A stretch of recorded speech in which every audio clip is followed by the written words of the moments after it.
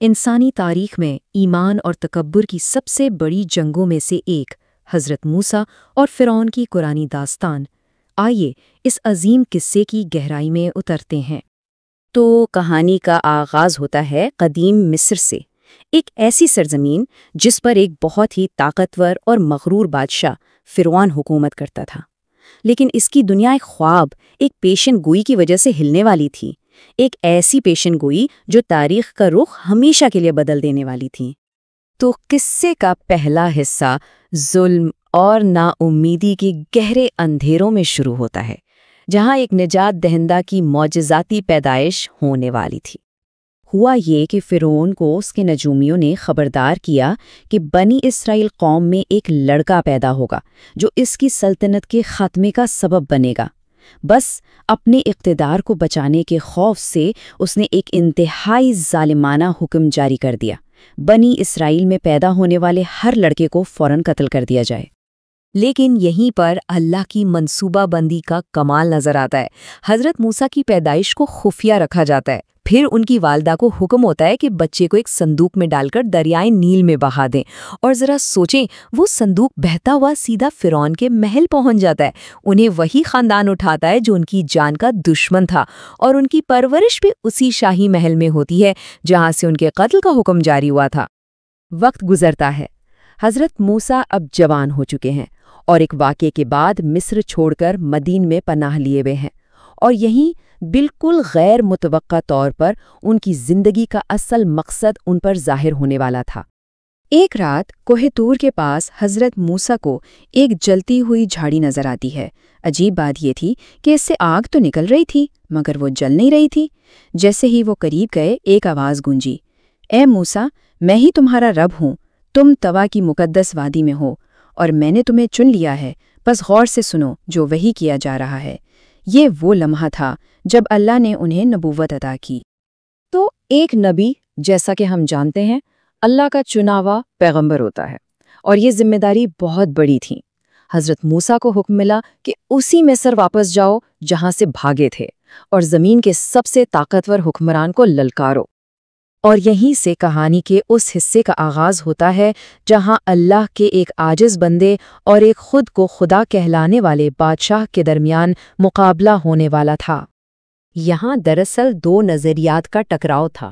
حضرت موسیٰ کا مطالبہ بالکل صاف تھا، بنی اسرائیل کو میرے ساتھ جانے دو تاکہ وہ اپنے رب کی عبادت کریں۔ دوسری طرف فرعون کا جواب تکبر اور غرور سے بھرا تھا، کون ہے یہ رب جس کا حکم میں مانوں؟ میں تو اپنے سوا تمہارا کوئی رب نہیں جانتا۔ تو فرعون نے چیلنج قبول کیا اور ملک کے سب سے بڑے جادوگروں کو اکٹھا کر لیا۔ جادوگروں نے اپنی رسیاں اور لاٹھیاں پھینکیں اور لوگوں کی نظروں پر ایسا جادو کیا کہ وہ سانپ نظر آنے لگے۔ پھر حضرت موسیٰ نے اللہ کے حکم سے اپنی لاٹھی پھینکی اور وہ ایک حقیقی بہت بڑا اژدہا بن گئی اور جادوگروں کے سارے سانپوں کو ایک ایک کر کے نگل گئی۔ یہ منظر دیکھتے ہی جادوگر سمجھ گئے کہ یہ کوئی چالاکی یا جادو نہیں، یہ اللہ کی طرف سے معجزہ ہے، اور وہ فوراً سجدے میں گر گئے اور ایمان لے آئے۔ اتنی واضح نشانی دیکھنے کے باوجود فرعون کا دل نرم نہیں ہوا بلکہ اور زیادہ سخت ہو گیا۔ اس نے ایمان لانے سے صاف انکار کر دیا، جس کے بعد اس کی پوری سلطنت پر اللہ کی طرف سے عذاب کا ایک سلسلہ شروع ہوا۔ یہ عذاب ایک کے بعد ایک آئے۔ دریائے نیل جو ان کی زندگی کی بنیاد تھا خون میں بدل گیا، ہر طرف مینڈک ہی مینڈک، پھر جوؤں اور ٹڈیوں کے لشکر فصلیں تباہ کرنے لگے، جانوروں میں وبا پھیل گئی، لوگوں کے جسموں پر پھوڑے نکل آئے، تباہ کن اولے برسے، اور آخر میں ایسا گہرا اندھیرا چھایا کہ کچھ نظر نہیں آتا تھا۔ ہر عذاب اللہ کی طاقت کا کھلا ثبوت تھا۔ اور اب کہانی اپنے عروج پر پہنچتی ہے۔ بالآخر بنی اسرائیل کو مصر سے نکلنے کی اجازت مل جاتی ہے، لیکن فرعون فوراً پلٹ جاتا ہے اور انتقام کی آگ میں جلتا ہوا اپنی پوری فوج کے ساتھ ان کا پیچھا کرتا ہے۔ ذرا اس منظر کا تصور کریں، پیچھے فرعون کی لاکھوں کی فوج ہے اور ان کے رتھوں کی گڑگڑاہٹ سے زمین کانپ رہی ہے، اور آگے بحیرہ احمر کی بے رحم لہریں ہیں۔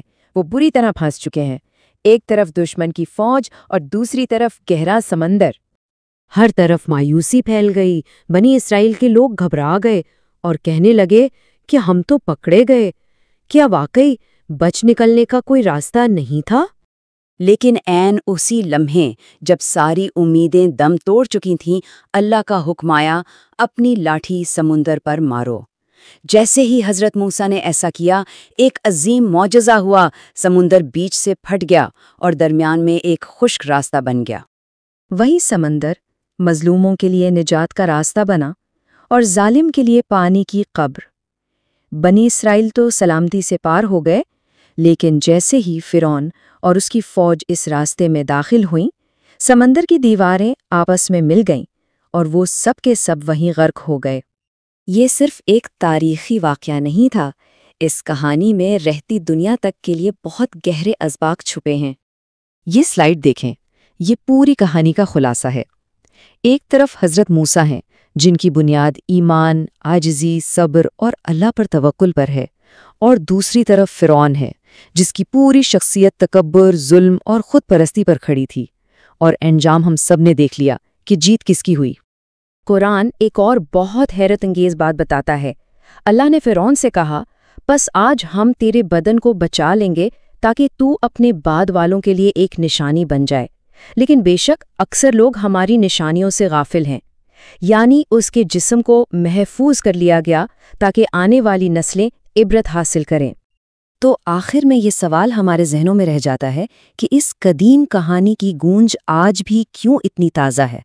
شاید اس لیے کہ یہ ہمیں یاد دلاتی ہے کہ ہر دور میں، ہر زمانے میں طاقت اور ایمان، ظلم اور انصاف کی جنگ جاری رہتی ہے، اور یہ کہانی ہمیشہ یہ امید دلاتی ہے کہ آخر کار فتح حق اور سچائی کی ہی ہوتی ہے۔